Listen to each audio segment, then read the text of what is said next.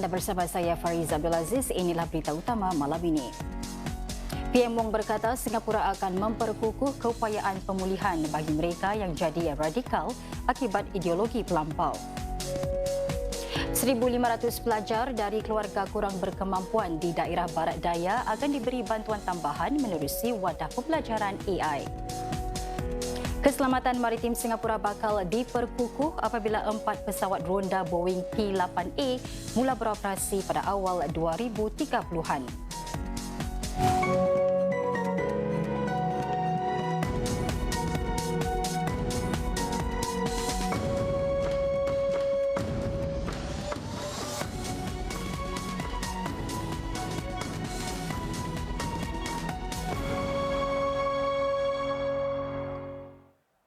Salam sejahtera. Perdana Menteri Lawrence Wong berkata Singapura akan memperkukuh keupayaan pemulihan bagi mereka yang menjadi radikal dengan ideologi-ideologi pelampau. Ini menjangkaui kaunseling agama memandangkan ancaman keselamatan kini bukan sekadar ekstremisme keagamaan dan berpunca daripada platform digital dan online. Ini kata PM Wong menjadikan propaganda golongan pelampau lebih mudah diakses dan mendorong radikalisasi sendiri yang kian meningkat di Singapura. Beliau juga menarik perhatian kepada betapa mudahnya radikalisasi secara online boleh mencetuskan keganasan dalam dunia nyata seperti pembunuhan Charlie Kirk di Amerika Syarikat baru-baru ini. Ideologi pelampau juga bertambah luas, tidak terhad kepada fahaman pelampau agama, malah merangkumi gerakan neo-Nazi dan budaya incel yang memupuk rasa dendam serta permusuhan terhadap wanita. Now we have to go beyond Islamic religious counselling because Singaporeans are succumbing to a wider range of extremist ideologies. We have already started to do this. For example, we have developed a suite of interventions specifically tailored for self-radicalized young people. They include mentorship, cyber wellness, and programs to improve their social skills. And we are seeing some positive results. PM Wong berucap di majlis meraihkan 400 pegawai serta sukarelawan Home Team yang menyokong usaha negara membantras ideologi pelampau. Ini termasuk Kumpulan Pemulihan Keagamaan RRG, Kumpulan Penjagaan Lanjut Antara Agensi ACG dan badan masyarakat lain. Di samping sokongan badan-badan ini, Singapura, kata PM Wong, akan memperdalam kerjasama di peringkat antarabangsa dari segi perkongsian maklumat risikan, kepakaran dan sumber. Ini sebagai tindak balas kepada sekitaran yang berubah-ubah serta meningkatnya kes golongan muda terpengaruh dengan ideologi pelampau. Sejak 2015, 18 remaja berusia 14 hingga 20 tahun dikenakan tindakan di bawah ISA. Our security agencies will do their best to detect and to neutralize threats. But every Singaporean also has a role to play. If you see a loved one succumbing to extremist ideologies, please help to report them early so that they can receive help. I know it's not easy. I too have friends who have gone astray. I knew them when they were younger, and I would never have expected them to turn to extremism. But these things can happen, and when they do, we want to be able to act early and help them get back on the right path as soon as possible. PM Wong turut memberi penghormatan kepada Ustaz Muhammad Hasbi Hassan dan almarhum Ustaz Ali Haji Muhammad atas sumbangan mereka dalam usaha pemulihan. Sekitar 1,500 pelajar daripada keluarga kurang berkemampuan di daerah Barat Daya negara akan menerima lebih banyak bantuan dalam subjek-subjek seperti Inggeris dan Matematik menerusi sebuah wadah pembelajaran AI. Murid-murid peringkat sekolah rendah atas boleh mendapatkan bimbingan pada bila-bila masa berdasarkan tabiat, tempoh serta keperluan mereka. Mereka juga boleh menghampiri para relawan di tempat-tempat seperti kelab masyarakat sekiranya memerlukan lebih banyak bimbingan. Majlis Pembangunan Masyarakat Barat Daya berganding bahu dengan rakan-rakan kongsi seperti Universiti Sains Kemasyarakatan Singapura SUSS untuk menyediakan program itu. Menteri Pendidikan Desmond Lee berkata, SUSS akan menjalankan sebuah kajian untuk meneliti hasil program tersebut, peranan para relawan dan juga amalan-amalan terbaik. Dapatan itu juga akan digunakan untuk memperhalusi program tersebut bagi memberikan kesan berterusan pada jangka panjang. AI can open new possibilities, helping our young people learn more deeply and to explore more widely. Yet, if you think about it, what truly shapes them are the mentors, the teachers, and the volunteers who guide their growth and the curiosity that we have to nurture to keep them learning for life. Saudara, belia Muslim di Singapura kini mempunyai satu platform baharu untuk membincangkan isu-isu yang dekat di hati mereka. Simposium Belia Masjid Kita SG yang dianjurkan buat pertama kalinya oleh MUIS pagi tadi akan dijadikan sebagai acara tahunan untuk memperkasa golongan itu memainkan peranan lebih aktif dalam masyarakat. Wartawan Nur Fazira Azman melaporkan. Mengekalkan identiti Muslim dalam kehidupan moden, menjaga hubungan dengan keluarga dan rakan serta cabaran mencari rezeki yang halal. Demikian antara isu yang dibincangkan lebih 200 pemimpin dan belia Islam dalam Simposium Belia Masjid Kita SG yang buat julung-julung kalinya dianjurkan MUIS pagi tadi. Dengan tema mengemudi kehidupan berpaksikan agama, simposium ini memberi tumpuan kepada 3 isu utama: identiti, hubungan dan mata pencarian. Tema ini dipilih kerana ia dekat di hati para belia yang prihatin tentang identiti mereka sebagai seorang Muslim. Kami harapkan simposium ini dapat sedikit sebanyak membuka minda kepada pendekatan yang boleh diambil untuk membantu belia melayari kehidupan berteraskan agama. Simposium ini menurut pihak penganjur bukan sahaja menjadi wadah perbincangan tetapi juga satu langkah penting ke arah memperkasakan belia Muslim Singapura untuk memainkan peranan yang lebih bermakna dalam pembangunan masyarakat dan kehidupan keagamaan mereka. Tujuan utama simposium ini bertujuan menyediakan wadah bagi para belia meluahkan pandangan mereka, mencetuskan idea-idea dan bertukar-tukar pandangan. Ia juga bertujuan untuk menyemarakan agenda belia di sektor masjid untuk melahirkan program-program belia yang menepati sasaran dan memenuhi selera rasa golongan belia hari ini. Peserta yang hadir turut berkongsi pandangan tentang bagaimana simposium ini membantu mereka memahami cabaran sebenar yang dihadapi belia hari ini. Hari ini saya belajar yang dalam kehidupan kita yang amat pantas, kita sering lupa untuk menghargai hubungan antara kita dengan rakan kita, family kita, keluarga kita. Tapi kita lupa yang walaupun kita tengah kejar masa depan kita, orang yang di sekeliling kita akan tolong bimbingan kita, akan tolong membangunkan masa depan kita.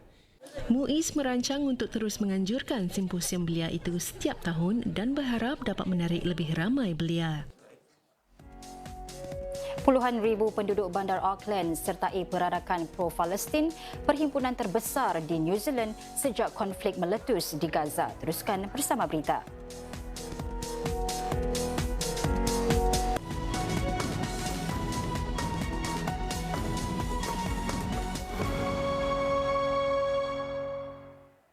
Selamat bertemu kembali. Keupayaan keselamatan maritim Singapura bakal disuntik nafas segar. Menteri Pertahanan Chan Chun Sing berkongsi 4 pesawat ronda maritim Boeing P-8A yang dibeli Singapura mungkin boleh mula beroperasi pada awal 2030-an. Encik Chan memberi kemas kini kepada pihak media semasa menyaksikan latihan Forging Sabre di Amerika Syarikat sebenar lawatan pertama beliau ke negara itu sejak dilantik selaku Menteri Pertahanan. Beliau menambah wadah-wadah lain akan turut diperolehi negara demi meningkatkan lagi keupayaan untuk mengesan perkembangan situasi secara keseluruhan. Encik Chan berkata kelebihan tentera Singapura terletak pada kemampuannya untuk membuat penyesuaian dan memperhalusi proses dalam masa nyata. Oleh kerana keadaan global terus berubah-ubah, keupayaan baharu perlu diperkenalkan secara kerap. Beliau juga menarik perhatian bahawa latihan di Idaho itu menunjukkan betapa pentingnya persepaduan dalam medan pertempuran moden. What have we learned from the recent conflicts all around the world? It's not just about hitting a target. It is about integrating different capabilities together to achieve not just the tactical result, but also the operational and strategic effects. Menteri Penyelaras bagi Keselamatan Negara K. Shanmugam mengeluarkan amaran tentang amalan politik identiti di Singapura. Menurut Encik Shanmugam, beliau sudah pun mengesan tanda-tanda membimbangkan namun tidak menjelaskannya lebih lanjut.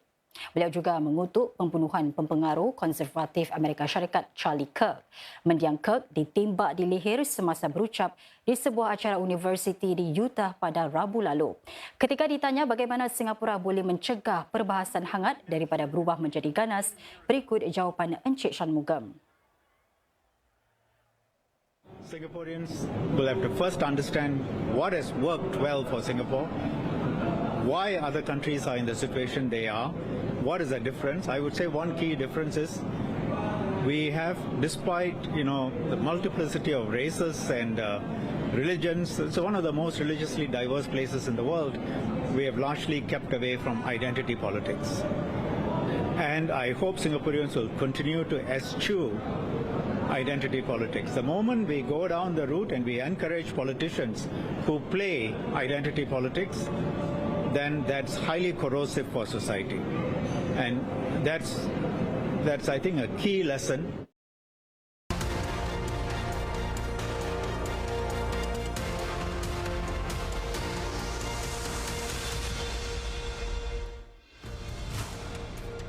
Di Amerika Syarikat, pihak berkuasa menahan seorang lelaki berhubung kes pembunuhan aktivis konservatif Charlie Kirk selepas operasi buruan besar-besaran.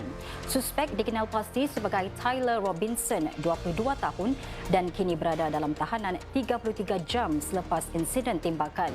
Gubernur Utah Spencer Cox berkata suspek diserahkan oleh seorang kenalan selepas disuruh bapanya untuk menyerah diri. Robinson dipercayai bertindak sendirian namun siasatan masih berjalan. Kira-kira 50,000 penduduk menyertai perarakan pro-Palestin di Auckland, New Zealand yang disifatkan sebagai perhimpunan terbesar seumpamanya sejak konflik terbaru meletus di Gaza. Mereka menuntut agar gencatan senjata dilaksanakan dan kiriman bantuan diteruskan. New Zealand dijangka memutuskan bulan ini sama ada akan menyertai negara-negara yang akan mengiktiraf negara Palestin. Dalam segmen Berita Plus selepas ini, kami surut projek seni melibatkan lebih 60 estet perumahan. Bagaimanakah para penduduk digembling untuk bersama-sama menceriakan kawasan kejiranan mereka? Nantikan laporannya sebentar lagi.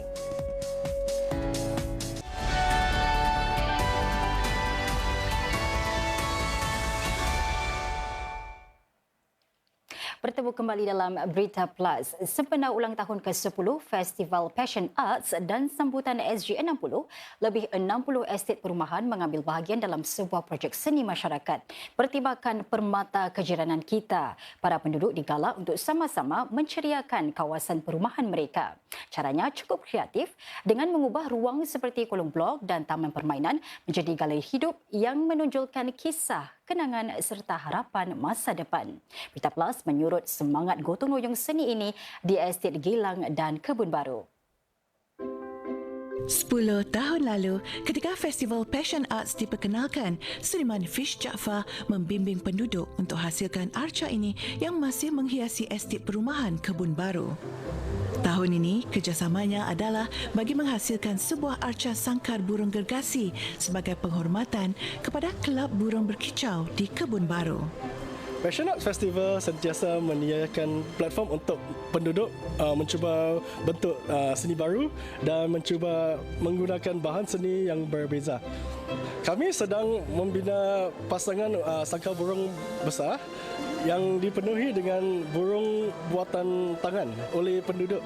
Materialnya plastik dan ia campurkan cardboard, kayu dan akrilik. Saya membimbing penduduk melalui proses membentuk dan menghias burung mereka. Bermula dengan template asas dan pengenalkan mereka kepada teknik yang berbeza untuk mengecat, melapiskan tekstur dan bereksperimen dengan bahan. Malah bagi para penduduk, kegiatan komuniti sebegini sekaligus membangkitkan nostalgia kebun baru yang terkenal sebagai gelanggang terbesar bagi pertandingan dan pameran burung di Singapura. Saya ingat semasa saya rasa 20 tahun dahulu, saya selalu berjalan dekat blok 161 di mana kita dapat lihat ramai orang suka bermain dengan burung yang digantung kan. Itu aktiviti yang dapat mengeratkan lagi lah komuniti kita, tak kira bangsa, tak kira agama. Jadi untuk hari ini sama juga dengan apa yang kita lakukan dengan kawan-kawan yang kita baru kenal, tak kira bangsa, menikmati suasana seperti zaman tengah-tengah di kampung kan. Selain bernostalgia dan mempelajari seni, Festival Passion Arts juga membuka peluang untuk mengakrabkan lagi hubungan. Bukan saja kita dapat kata tu meningkatkan kreativiti cucu saya, tapi dengan saya berinteraksi dengan dia, memberi dia pengalaman saya yang dulu kita pernah duduk di sini, cucu saya rasa gembira. Dia suka kaf tangan ni semua kan. Jadi bila saya berinteraksi dengan dia, saya dapati yang beliau ni lebih rapatlah dengan saya. Itu yang saya mahu. Kalau boleh, saya nak bawa anak-anak saya yang lain.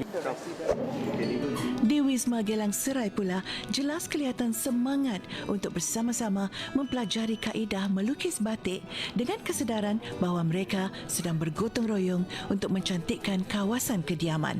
Seni batik sebagai medium kerana ia melambangkan identiti kita sebagai rakyat Singapura.